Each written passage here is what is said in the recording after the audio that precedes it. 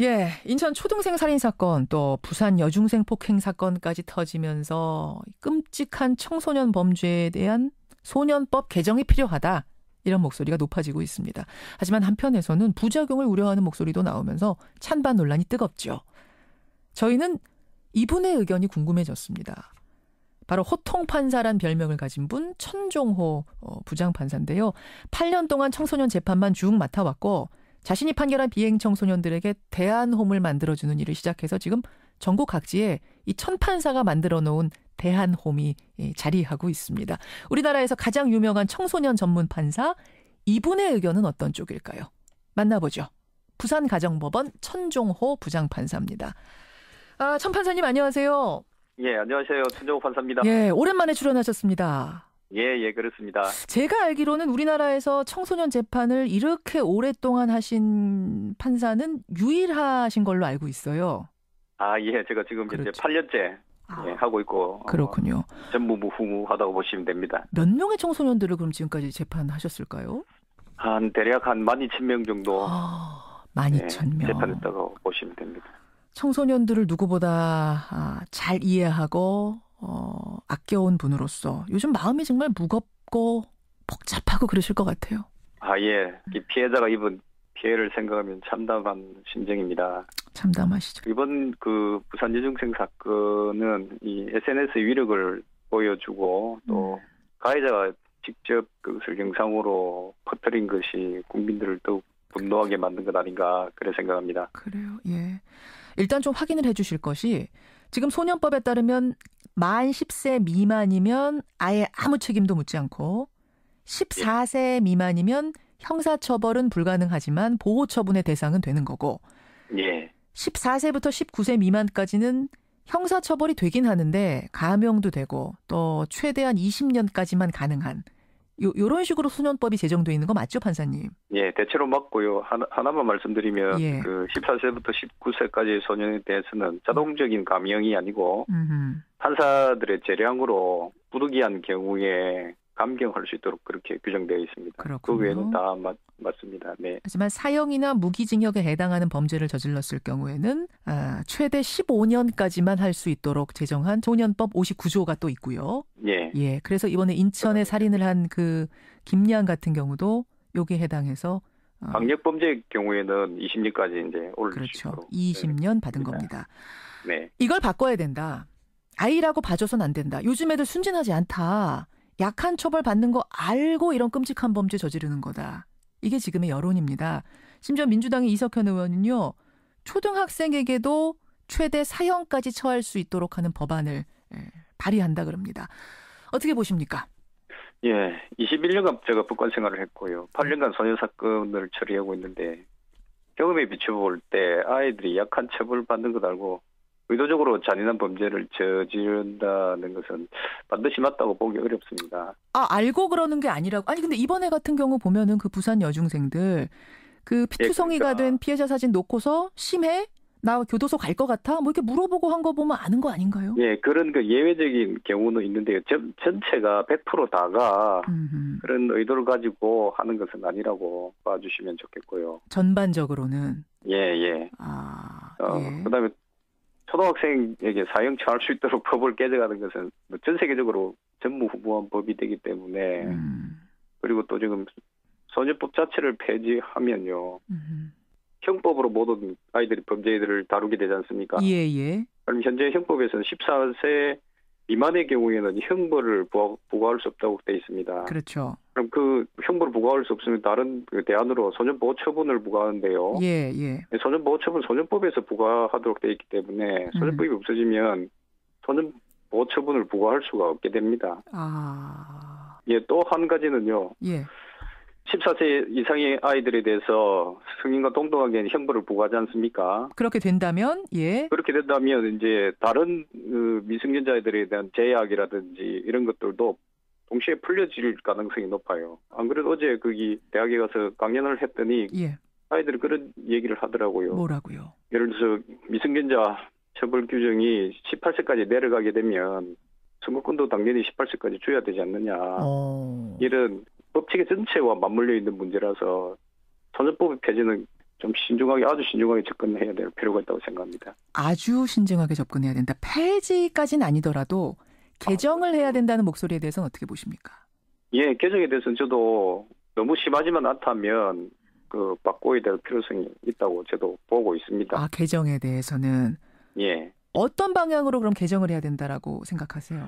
예, 지금 먼저 이제 14세 이상의 경우에는요, 이제 그 형벌을 부과하되 조금 완화된 형벌을 부과하도록 되어 있는데요. 예. 그게 지금 아까 서두에 말씀드렸듯이 최대 20년으로 상한이 되어 있습니다. 아무리 강력해도 20년입니다. 예. 이런 부분에 있어서는 국민들의 합의가 이루어진다면 상한선을 높일 수는 있다고 보는데요. 아예 뭐 사형까지 선고한다든지 어딘가 동등한 취급을 하는 방향으로 개정은 저는 반대고 어쨌든 상한을 높일 필요가 있다고 봅니다. 그럼 연령 기준을 지금 조금 낮춰야 한다는 그 개정에는 동의하지 않으세요? 그러면 그 전제가 어느 정도 성인과 동등한 지성과 지능을 가지고 있다는 것 아닙니까? 그게 전제겠죠? 예, 그래 되면 아까처럼 선거법 개정이 이루어져야 됩니다. 선거법 개정이라든지 뭐 술을 판다든지 뭐 이런 거 다 바꿔야 된다는 거군요. 그렇죠. 그런 거 동등하게 취급하자는 것 아닙니까? 청소복지법이라든지 민법이라든지 형법이라든지 뭐 아동복지법 전반적으로 이게 손을 대야 될 문제라서 이거는 아주 큰 그림을 그려야 될 문제입니다. 간단치만은 않은 문제. 따라서 당장 할 수 있는 건 강력한 범죄에 대해서는 상한선 올리는 것. 또 하나는요. 소년보호 처분이 지금 14세 미만의 경우에는 소년보호 처분을 부과하도록 되어 있는데요. 최장이 이제 소년원에 2년간 보내는 겁니다. 예를 들어서 13세 아이가 살인을 저질렀다. 이래도 촉법 소년으로서 최대 소년원 2년이고요. 그렇죠. 예, 상습적으로 아이들이 절도를 저질러서 더 이상 안 되겠다 싶어서 처분을 내린다. 이런 아이들에 대해서도 다 2년. 소년원 2년이거든요. 소년원 2년이 하여튼 최장입니다. 만 14세 그렇죠. 이하면. 예. 미만이면. 이것은 이제 판사님들한테 재량을 폭을 너무나 줄이는 그것이거든요. 조금 높여주시든지. 아니 일본처럼 아예 소년보호 처분 기간을 제한을 없애버리든지. 그래 하여야지만이 13세 미만의 범죄에 대해서 국민들에게 설득이 가능하지 않을까. 알겠습니다. 그래 생각합니다. 알겠습니다. 근데 대체 아이들이 왜 이렇게 잔인해진 겁니까, 판사님? 원인을 알아야 이거 대안도 찾을 거 아닙니까? 과거에 비해서 현재 지금 고도의 정보화 사회가 되었지 않습니까? 그리고 옛날에는 우리 국민들께서 범죄에 대한 정보를 입수하기 굉장히 어려웠고 시간도 지체가 되었습니다만 요즘은 그거보다 쉽게 얻을 수 있고 또 빠르게 얻을 수 있습니다. 그렇죠. 예, 이런 것 때문에 이 많은 정보들이 국민들에게 노출되다 보니까 국민들이 아이들 범죄가 잔인해져 가고 있는 것 아닌가 이렇게 생각을 할 수도 있기 때문에 정확한 여기서 연구 보고 하에서 판단해야 되는데 조금 더 냉정해야 된다. 근데 8년 동안 그 법정에서 12,000명 이상의 소년범을 봐오신 분이 볼 때는 8년 전하고 지금하고 비교해서 뭐 폭행의 잔인성이라든지 이게 크게 달라지진 않았나요? 그렇죠. 크게 달라지지 않고 범죄 내용이 흐름이 달라지고 있습니다. 옛날에는 주로 이제 본드 흡입이나 니스 이런 약물 남용 범죄가 많았는데요. 요새는 음란물 때문에 성범죄가 많아지고 있는 그런 추세지 특별히 아이들 폭력성이 심화되었다든지 명확한 구분은 하기가 어렵습니다. 그래요. 그러니까 이게 잘 지금 오해하시지 말아야 될 것이 이번 사건, 부산 사건 같은 게 잔인하지 않다는 말씀이 아니라 아닙니다. 그런 것이 예전에도 있었는데 좀 드러나지 않았다가 이번에 많이 드러난 거다 이 말씀이신 거죠? 제가 8년 전에 이런 사건을 처리한 적이 있습니다. 두 아이가 인터넷 게임에 중독이 되어서 실제 그 게임에처럼 사람을 죽인 경우도 있습니다. 그래요. 예, 그런 경우가 만약에 현장성 있게 보도가 되었다면 국민들께서 어떤 입장을 가지실지 생각해 주시고 또 만약에 토막살인 사건이라든지 이런 사건들이 바로 즉시 그 자리에서 녹화가 돼가지고 이 국민들에게 정보가 제공된다면 아마 국민들은 모든 살인 사건에 대해서는 사용하자고 하실 수도 있다고 봅니다. 정말 이게 아이들이 잔인해졌는지 100% 잔인해졌기 때문에 이런 건지 아니면 우리가 이제 정보를 더욱 쉽게 받을 수 있어서 이렇게 된 건지는 냉정하게 한번 분석해 보시고 그래서 지금 100% 이게 아이들이 옛날에 비해서 달라졌다 이렇게 보기는 어려우니 단정적으로 얘기할 수는 없다는 말씀이시고 예. 잔인하지 않다는 얘기는 아닙니다. 잔인한 거 맞고 이것도 바로 잡아야 하는 거 맞고. 네, 왜 아이들이 이렇게 자기가 가해 사실을 스스로 이렇게 공개하는지 이런 것은 정말 있을 수 없는 일이라고 저는 보고요.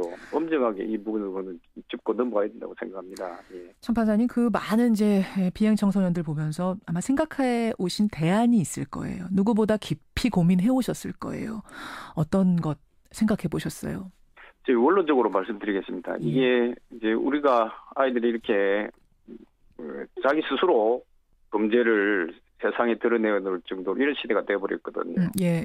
이게 지금 이 사건의 핵심입니다. 카톡으로 나 이런 범죄 저질렀어. 상의를 하고 자랑을 하고 막 이랬어요. 그렇죠. 네.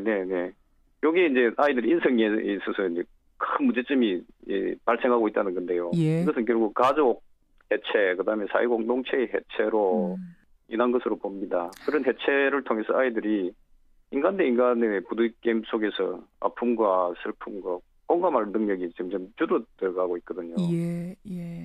자기가 이 사건을 SNS에 노출했을 때 발생될 수 있는 상황이라든지 또 피해자가 입어야 될 그 인격적 침해 이런 걸 전혀 고려 못한다는 입장이 됩니다.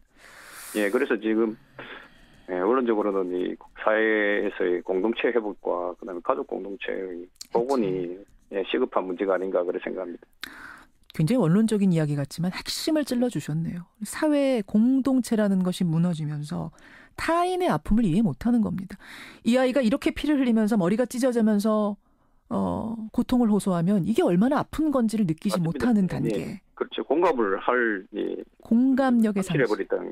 아주 중요한 부분. 처벌을 넘어서는 지금 중요한 지점에 대한 우리가 해법을 찾아야지만 치유해야지만 결국 이 문제는 해결될 것이다라는. 그렇습니다. 네. 이 지점.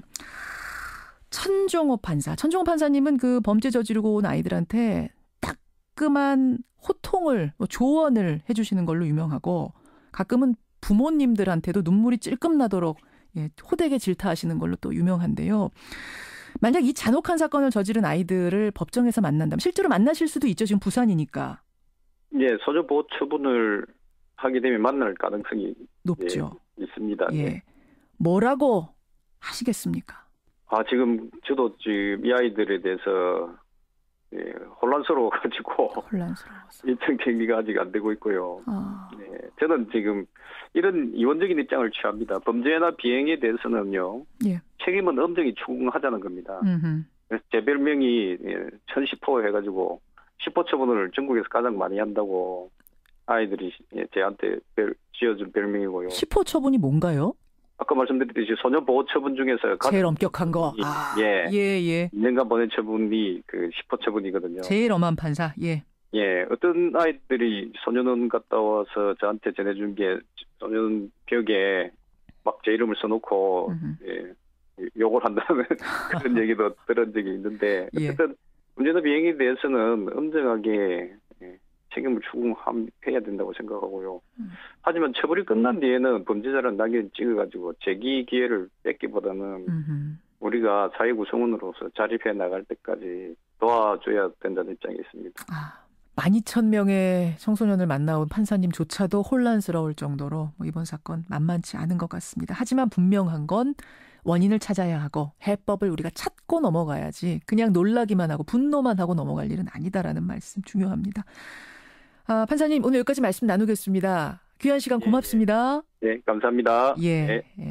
부산 여중생 폭행 사건으로 불거진 소년법 개정 논란 가장 많은 청소년 재판을 맡아온 우리나라에서 가장 유명한 소년 판사입니다. 천종호 판사 만났습니다.